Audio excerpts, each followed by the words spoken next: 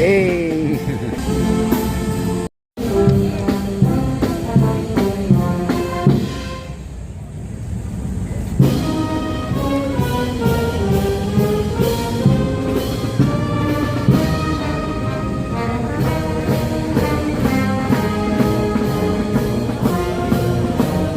Morning, boss.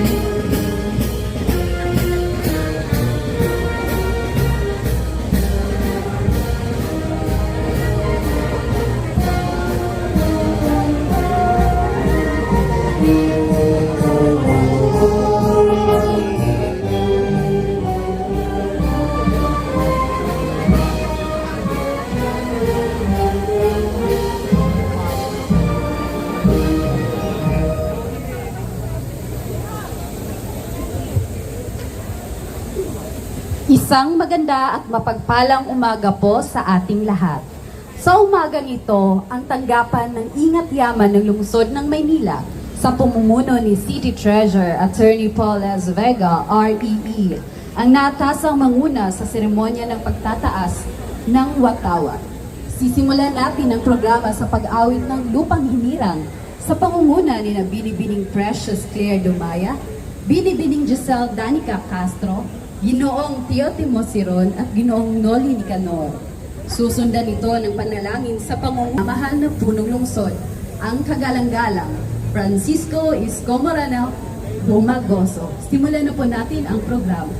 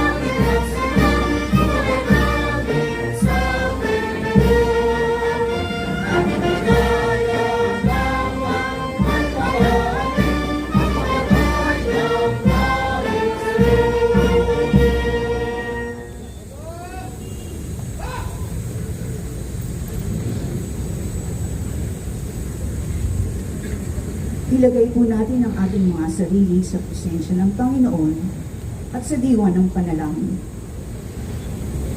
Diyos, Amang makapangyarihan sa lahat, kami po ay nagpapasalamat sa kabutihan at katapatan ninyo sa aming mga buhay, pamilya, trabaho, at sa lungsod ng Maynila. Buong kababaang loob at may iisang puso po kaming dumudulog sa inyong harapan sa umagang ito upang patuloy mo kaming patnubayan bilang mga lingkod bayan.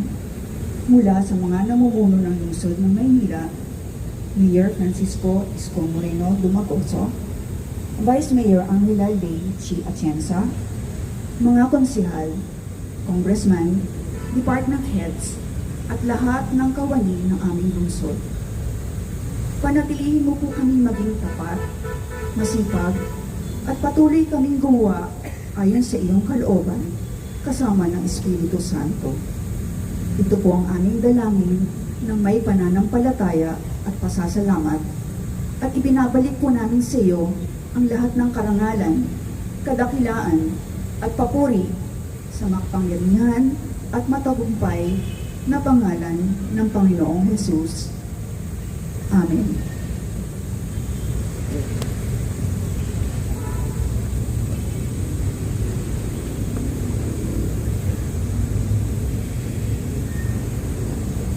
Taas po natin ang ating kanang kamay sa ayos ng panunumpa.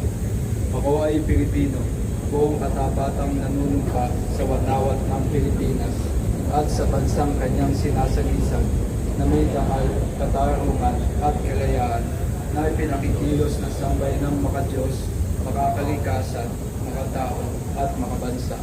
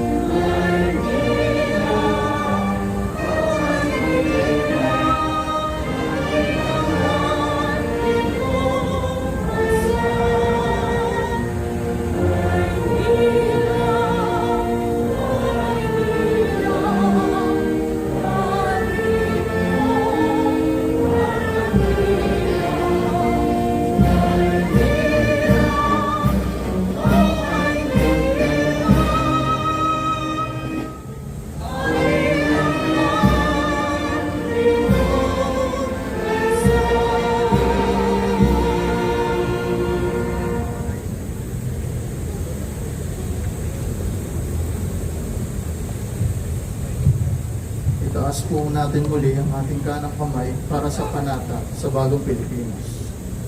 Bilang Pilipino,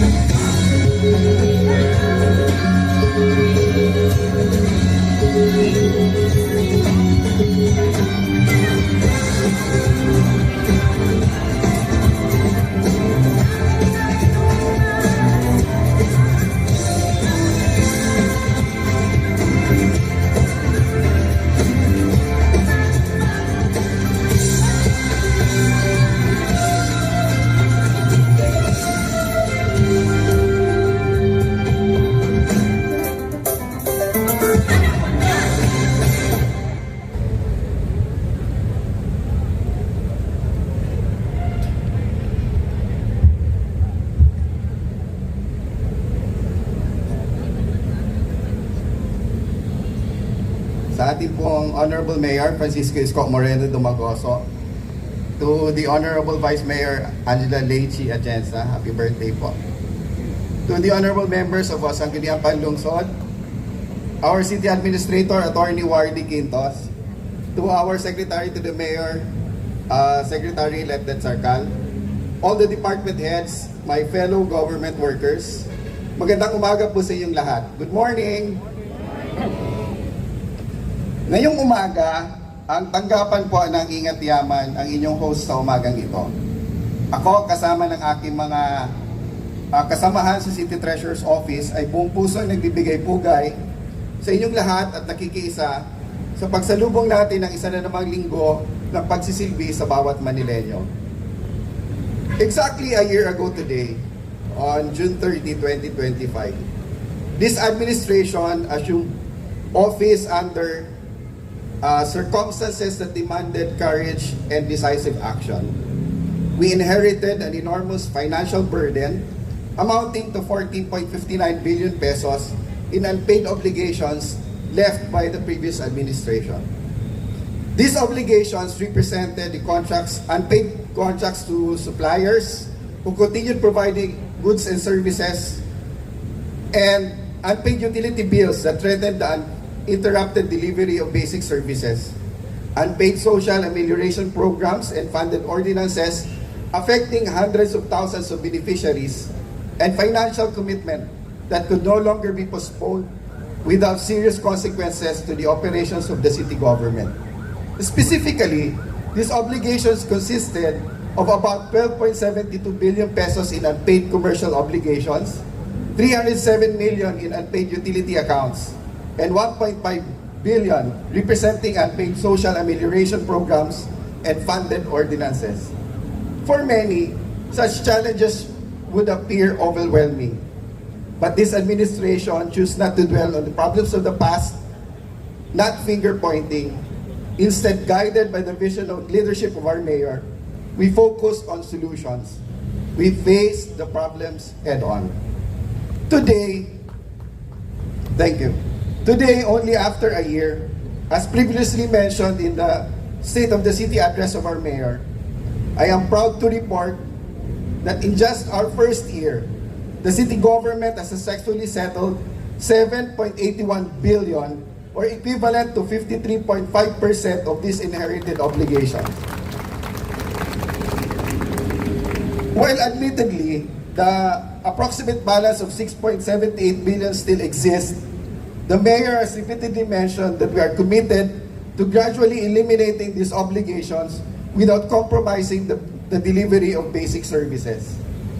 Perhaps one of the strongest indicators of our financial recovery is the remarkable improvement in our city's revenue performance.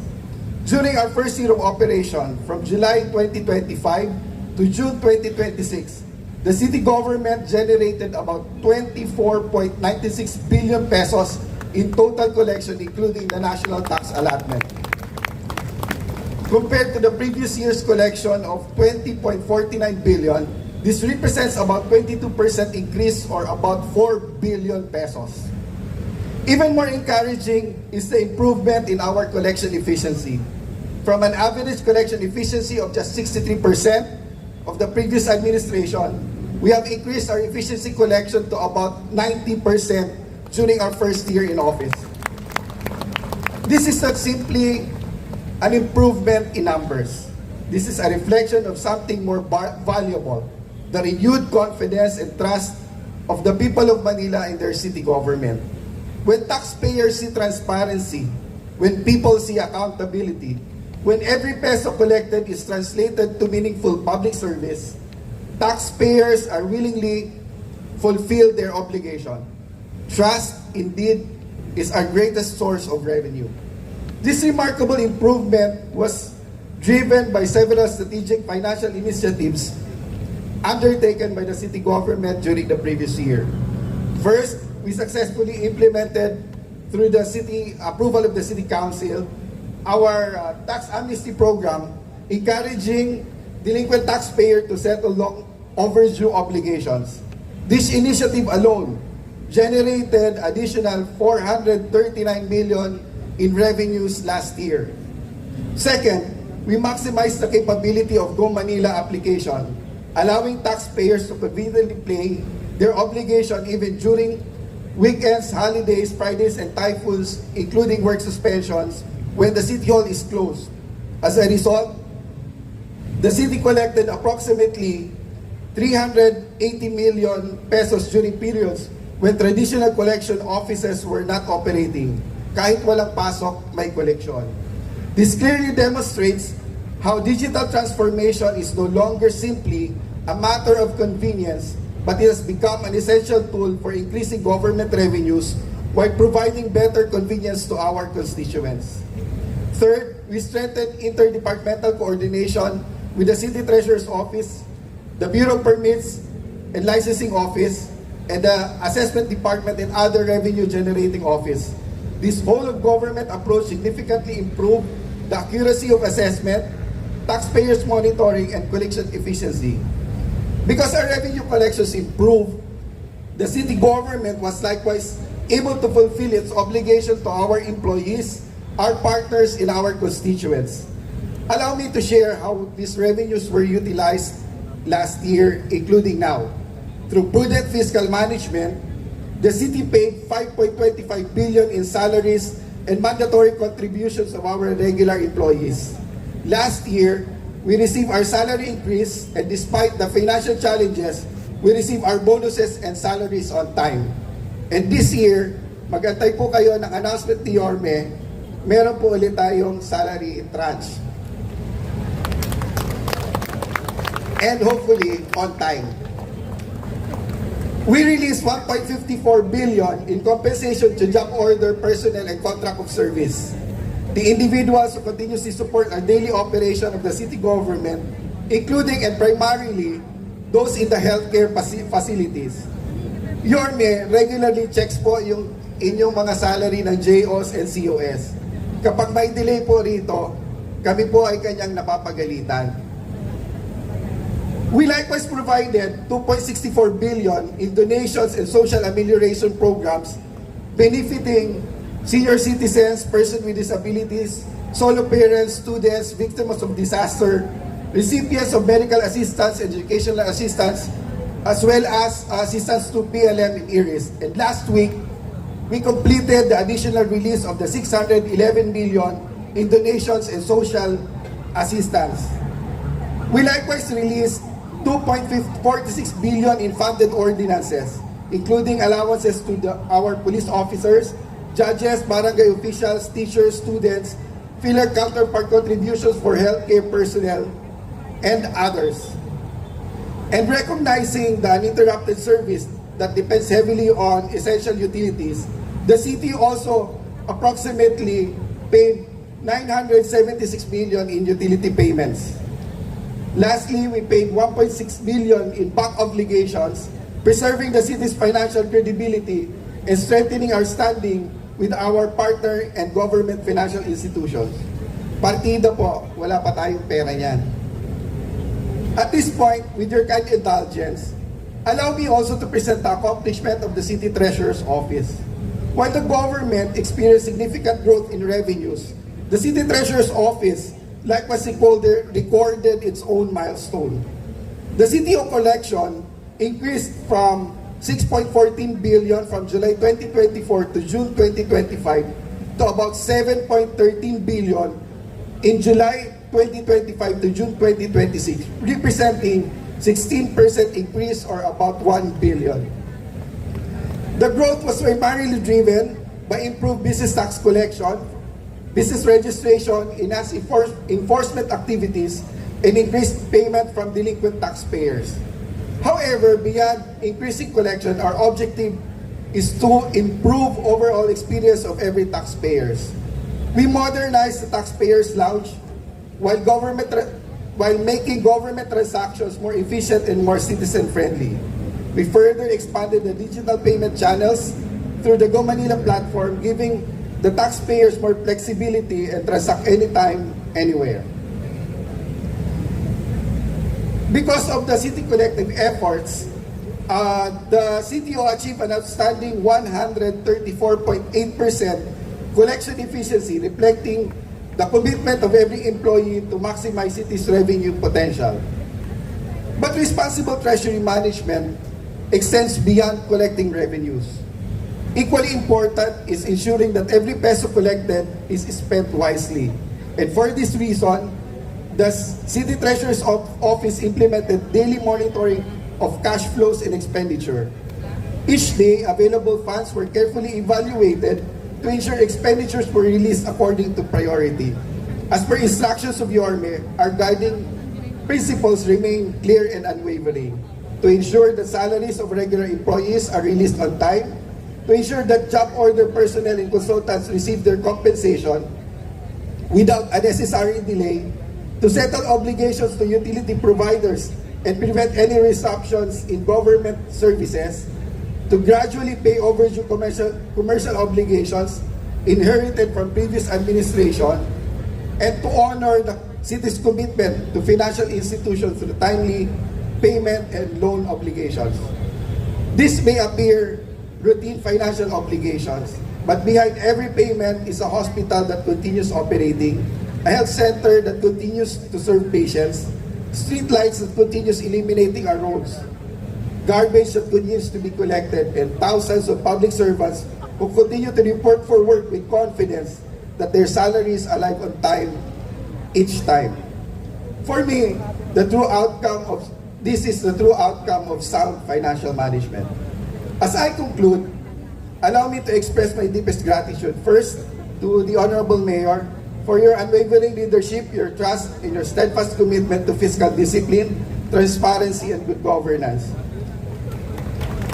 To our Vice Mayor and the honorable members of the City Council, thank you for your continued support in advancing policies that strengthen our city's fiscal position. To every department head and every employee of the City Government of Manila, this accomplishment belongs to us all. The remarkable progress we celebrate today is not an achievement of one office alone. It is a product of teamwork, of sacrifice, of long hours in office, of difficult decisions, and above all, our shared commitment that to serve every Manileño with integrity and excellence. The journey remains challenging. As the Mayor proclaimed, from ICU, we are now in the recovery room. There are still obligations to settle for us to overcome our fiscal challenges. There are still reforms to pursue. There are still opportunities to improve. But if the first year has taught us anything, it is this. When government is guided by integrity, when public funds is managed responsibly, when innovation is embraced, when every employee works together towards a common purpose, no financial challenge is too great to overcome. Together, we have laid the foundation for a stronger, more financially resilient city government of Manila. At this moment, it is my distinct privilege to introduce the leader whose life story is a testament to the power of resilience, purpose, and unwavering faith in the Manileño spirit. Forged by adversity and driven by an enduring commitment to public service, he has proven that true leadership is measured not by privilege, but by courage to act, the wisdom to inspire, and the resolve to deliver meaningful change. With a bold vision, compassionate heart, and a relentless determination, he continues to lead the resurgence of our nation's capital, restoring pride, hope, and opportunity to every Manileño. The man who is leading us to make Manila great again, let us all welcome the Honorable Mayor Francisco Esco Moreno Tumagoso.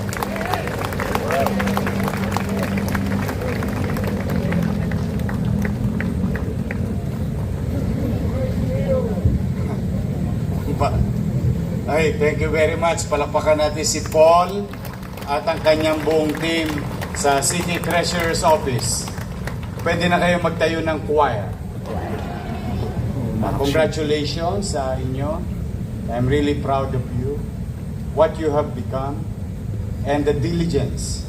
Totoo naman po yung sinasabi kanina. I miss you. Totoo naman po yung sinasabi kanina ni Paul marami pong empleyado natin sa CTO na talaga nag-overtime. Lagi po, lagi. Going beyond what is being required. So, congratulations, palakpakan natin ang yung pong mga naikwento nila. Andiyan ba si Jai? Wala si Jai. Someday you will meet Jai. Gusto mo meet si Jai? Someday. Sa inyong lahat, good morning. I miss you. Maraming salamat sa ating Vice Mayor, Vice Mayor Chi Atiesa, umalinhin sa atin habang tayo'y dumako sa Estados Unidos. Ilang araw din kaming nag-aral kasama si Attorney Chris Fernandez, si Christian, at saka si Ramon. At the same time, yung mga ONACs nagulat sa City of Manila. When I was informed ahead of time that there will be a recognition for the city government of Manila because of its effort. Like what Paul said, with the proper system, adapting to technology, efficiency in our office, pati yung ONACs nagulat at hindi nila akalain na sa loob lamang ng isang taon ay magagamit natin ng isang sistema na siyang naghahanda para sa mga darating na dilubyo o aberya ng ating pamahalaan or ng ating pamayanan. Kaya po ako'y nagtungo at natutuwa ko kami at marami pa kaming bagay na pwedeng i-adapt, especially yung mga taga-business permit, yan, yung mga taga-assessor's office. Marami tayong gagawin sa mga darating na araw at yung ating healthcare. Matutuwa lahat ang mga taga-hospital at saka health center. So, but we did it together. As like what Paul said, we are a team. And I would like to give due credit to the following. No? Yung natanggap po nating award, ito po yung mga nasa likod ng camera. Ito po yung backbone of that data management, data inputs, data analysis, making the City of Manila prepared. Kasi we'll never know kung gaano kalaking indulto ang darating sa atin kapag dumating ang big one. But we'll continue to prepare. That's the best thing that we can do for now. And secondly, after doing our best, let God do the rest. We continue to pray that hopefully that kind of what you call big one will not happen in the City of Manila. The City of Manila received Special Achievement in GIS or SAG. Ito ay pinubuo ng 700,000 users sa buong mundo. Some countries are using it. NSA, Coast Guard, big companies, local government units. At katulad sa Maynila, ginamit natin yung sistemang ito. Itong what you call GIS under the SV program. Ito ay binigyan ng pansin ng mga sumusunod. At dahil sa kanila, ay nakilala na naman sa mapa ng mundo ang lungsod ng Maynila. I would like to give credit to Director Arnel Eustacio Angeles. Diyan ba si Arnel? Puyat pa. Kakahanda para mamaya. Andiyan na. Arnel, halika. GIS Team Leader Ramon Jefferson Verano. Si Ramon. Paulo. Richard. Ayun. Marami utong pangalan. At yung ating mga bata na Ito mga to, muntik nang bumigay ito, buti naabutan ko pa eh. Muntik na to sumuko sa pamahalaan eh. But I have to, at least dito man lang mapalakpakan natin ang kapwa natin lingkod bayan, no? Alan Carlo Alpondo, Nika May Ang, akat kayo dito, Rochelle Ann Margaha, Nelly Balmonte, Carl Jalong, Gerald Lerios, Lito Panganiban, Nicole Alingon, Christine Joan Aguas, Hannah Villar, Denise Salazar, Cyrus Mendoza, Rayleigh Malgapo, Marvin Mauhay, Lara Del Rosario, Mark Joseph Gloria, Charles Dexter Amat. May tama ka ba? Amat siya. Ayan. Puro bata pa. Sila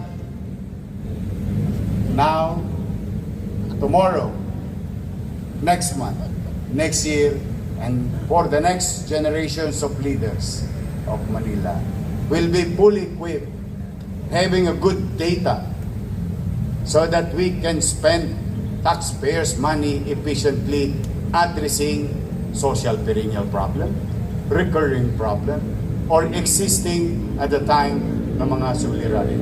Palakpakan natin po silang lahat. Alam nyo bang nabilang nila ang poste ng Maynila?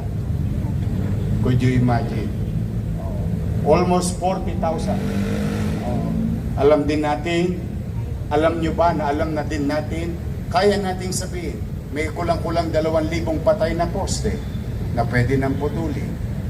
Kasi dugyot lang, tingnan.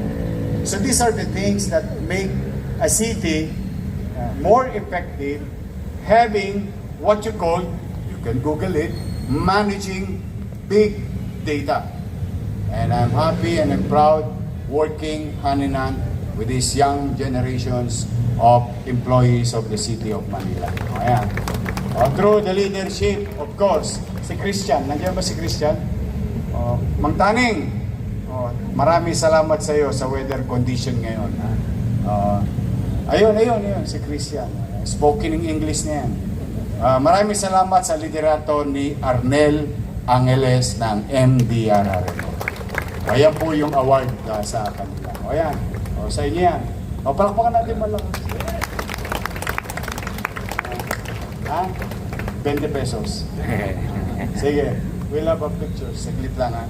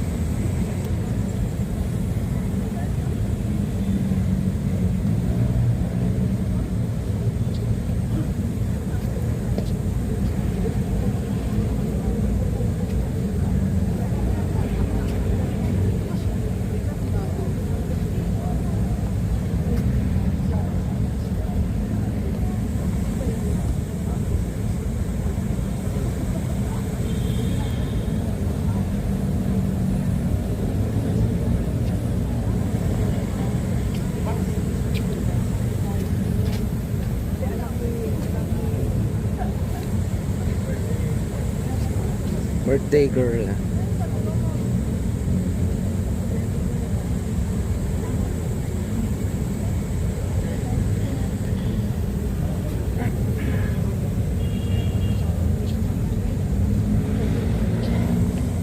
Yung mga atabs natin. Galingan nyo, Ramon. And someday, may awa Diyos, through the help of the City Council, will make your office a department. Pag nakaluwag-luwag tayo, hindi na siya bureau under the office of the mayor, the EDP. We can make it as a department. So again, thank you very much. Keep it up, and God bless you all. Today, we are going to receive another help donation from our partners in the community. FFCCCII. Nandito po sila, ang kanilang presidente si Victor Lim, na ang representative ay si Ambassador Francis Chua. Ayan. Vice President Antonio Cosing, Board Member Robert Ang, Secretary General Dr. Fernando Gan, Deputy Secretary General Gino Chen, External Affairs Committee Vice Chairman Kenneth Hang, at 10 ng kanilang mga kasama. Sila po ay magbibigay ng ating mga bicycle for the tourist police sa Binondo at Ermita Malate. Recently, there is an influx of tourists going in and out of Binondo. Naging tourist spot na po ang Binondo ngayon, particularly as food trip area. I'm really happy for downtown. I'm really happy for Chinatown. And with the decline of illegal activities, mga tolonges, I'm really happy for you. In our own little way, we will make sure and utilize fully lahat ng inyong mga donasyon para maging epesyente ang aming paglilingkod sa pagsasatupad ng maayos, maliwalas at panatag na pamumuhay sa lungsod ng Maynila at lalo na doon sa Chinatown. Muli, palakpakan natin ang FFCCI. Halika, pa-picture tayo. Amba.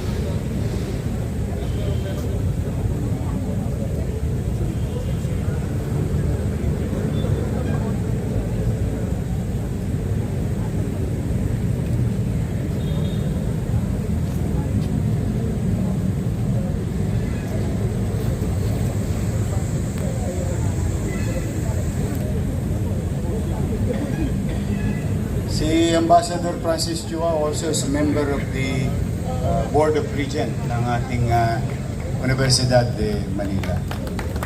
Sana bumagsak na yung ulan, mabasa pa kayo, nang dumami pa kayo.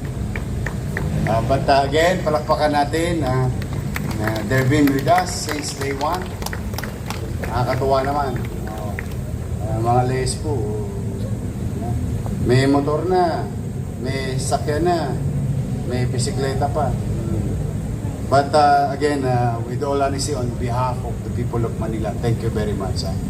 Saka si City Administrator, si Wardy Quintos. And we have a visitor from our pageant representatives from Manila. JD Gaviola, Mr. Universe Philippines representing Manila. Oh, hey! Hey! Pogi. Pogi. Parang yung kamarap.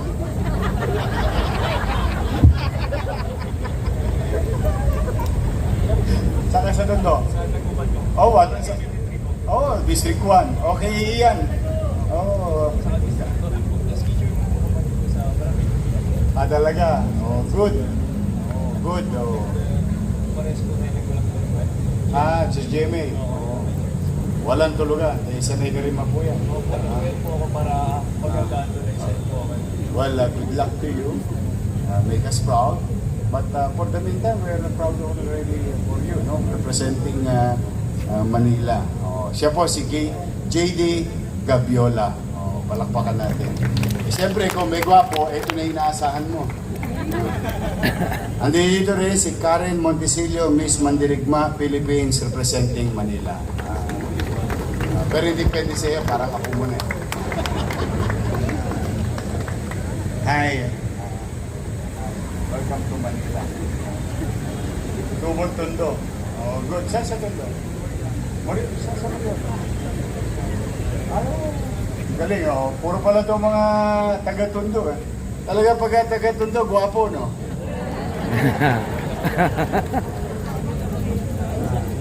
Ito yung past, ito yung present. Ayun, yung historic time to, eh. Iyan. Asian. Parang kumikinang yung anting-anting mo. Maganda ang kislap. But again, good luck sa inyo. Make us proud. But we are proud of you already again. Mag-iingat kayo. Oh, sige. Oh, sige. Thank you. Oh, mag-ingat kayo. 20 pesos. Halika, Chief. Vice.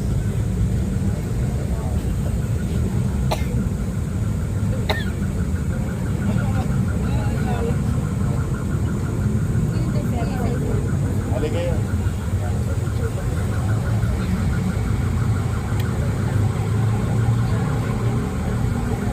Okay. Oh, that first.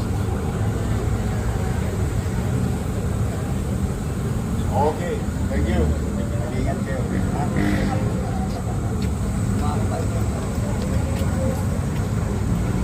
Okay. Now, we sing. Dan, dan, dan, dan. Happy birthday to you. Happy birthday to you. Happy birthday, happy birthday, happy birthday. Ang pag-iswing. Birthday to you. Happy birthday.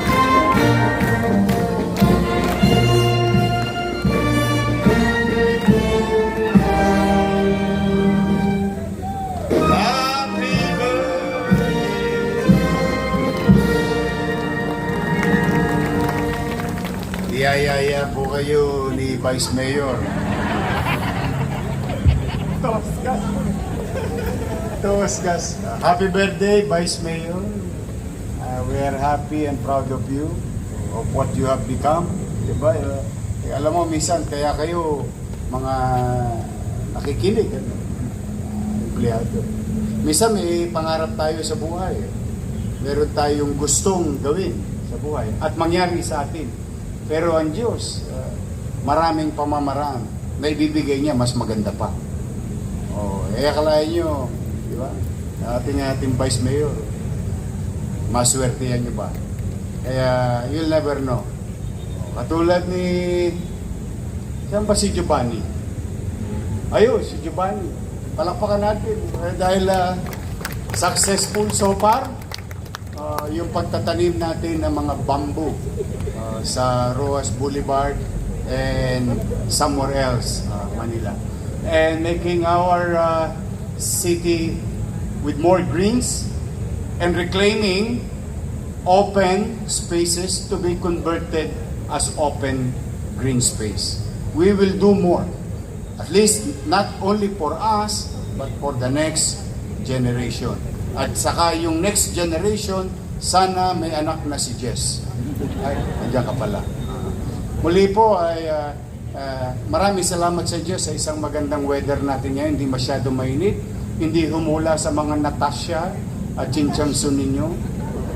At binigyan tayo ng magandang weather ngayong araw na ito. Ngayong araw na ito, napakahalaga sa kasaysayan ng ating bansa sapagkat gaganapin na naman ang isang event na maaaring makapag-uulma, makapagbibigay ng direksyon kung ano man ang magiging resulta, hindi natin alam. Sapagkat ngayong araw na ito, magbibigay ng direksyon ang ating presidente o sino mang presidente for that matter na tinatawag na SONA.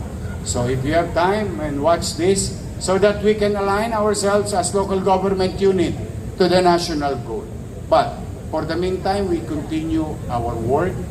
We continue to excel from our field of undertaking.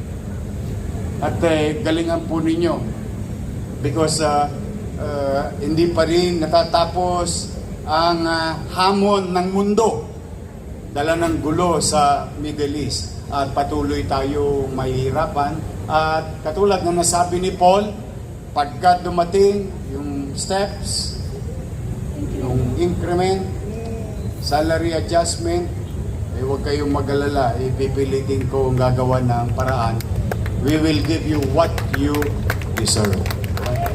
And hanggat maaari, sana loobin nawa ng Diyos na lagi itong on time. We will try to do our best. For the meantime, stay safe, stay healthy. Masaya ako, hindi na kayo nagbobota sa City Hall. Ilang araw na, ilang beses na nagulan. Congratulations, Engineer Andres. Ayan. Yung hirap na dinanas natin kakahukay dyan, mukhang nagbubunga na. So hopefully, yung mga katabing kalye na lang natin. Wala pa tayong tsapi. Pero hopefully, someday, somehow, umayos din ang baha dito sa lungsod ng Maynila. For now, again, stay healthy, stay safe, at pagpalain nawa kayo ng pong may kapal. Maraming salamat, at Manila! God first. Thank you. Paul.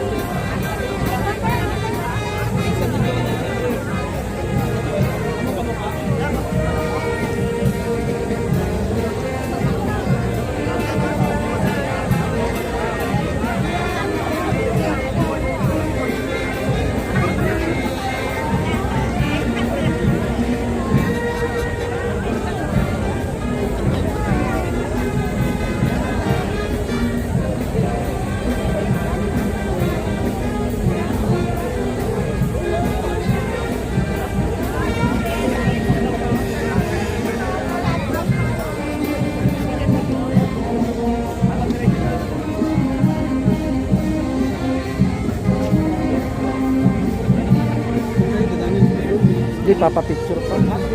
Sabay.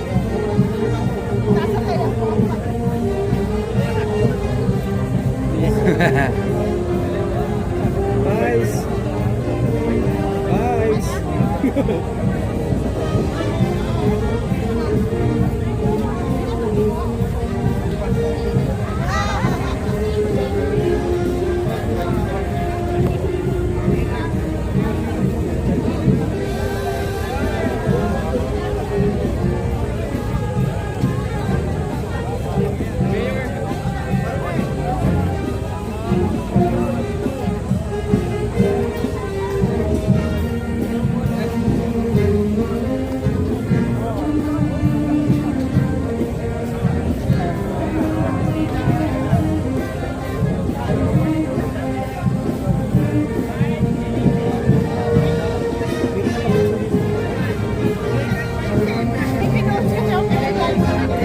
Guys, happy birthday!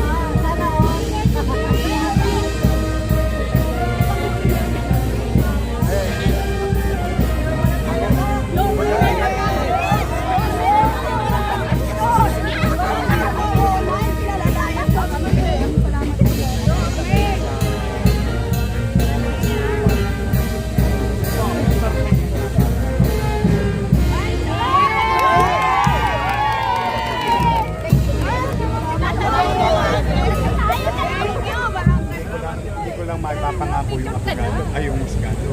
Pero Basta nasa likod namin kayo. Yes, Mayor. Yorme, basta nasa likod mo.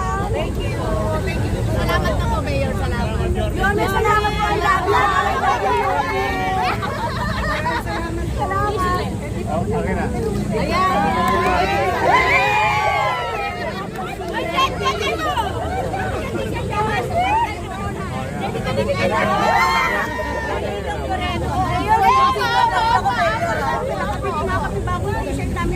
Paldo. Happy birthday. Okay.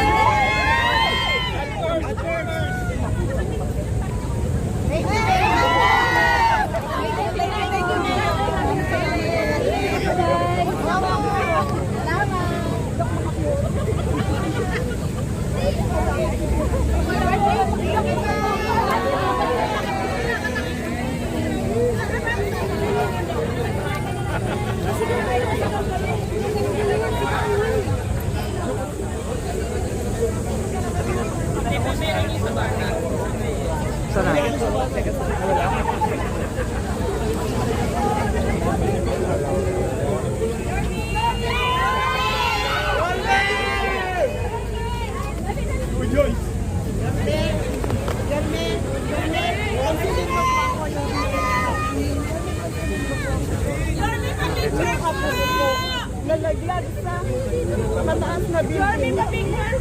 Nakalagay po sa na 20 foot yung binagsakan. Yorme, ako po yung taga Maynila.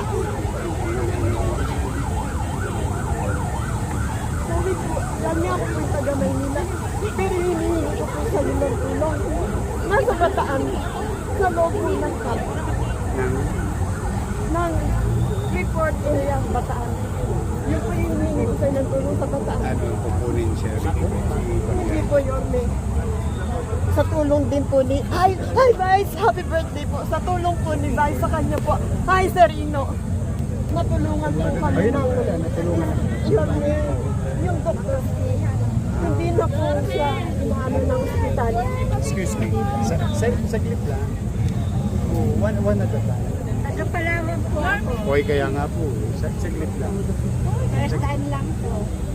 Yorme, na yung pong lahat ng picture, yung pong lahat ng medical, ano, Nandito na pa.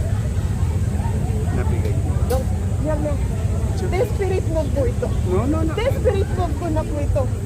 Naghan na po ako ng taong mga kapagpalapit ako sa inyo. Makinig eh. Ayan, tubig. Meron pa akong tubig. Ay, ano yung tubig ko? Hindi pa. Okay, thank you. Desperate move na po Umakyat ito. kayo sa, umakyat po kayo sa taas. Hanapin niyo si Wayne sa chat. Yan yung sa office mo po. Ano po pangalan niyo? Wayne. Sa inyo naman po, ano kakailanganin ninyo? Ano po yan? Kapalalan po. Oh, wala namang po problema. Hanggang kaya namin. Mag-ano ka, pupunta ka sa India. Pupunta na kayo to Wayne. Hindi, awan din. Awan din. Ano pong kakailangan? About bakit? Kulang po ako dito sa Maynila. Wala po ako dito. Kami sa Palawan. Sa Palawan po. Okay, uwi na kayo sa Palawan. Gusto ko na umuwi ng Palawan. Okay. Kayo magkasama ba kayo? Ha? Gusto ko lang po ipakita sa inyo to. Hingi po ako sa ano ng tulong. Paano? May mga taga-NDSW po na umugbog sa anak ko. Saka sa barangay po na. Talaga? Sabi naman ako dito. Ito po may sulat po dito na. Opo, ayan. Sabi niya. Para sa inyo po ito. Sige ka. Yan ang mga kapatid. Malaman ko. Magkano pa masahe sa Palawan? Yung sumbar ay kasama na po. Yung pamasahe papunta na po doon sa bali na lahat 5,000. Hindi na po kasama yung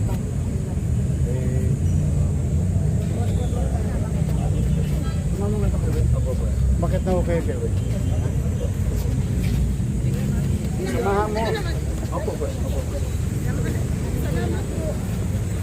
Salamat po.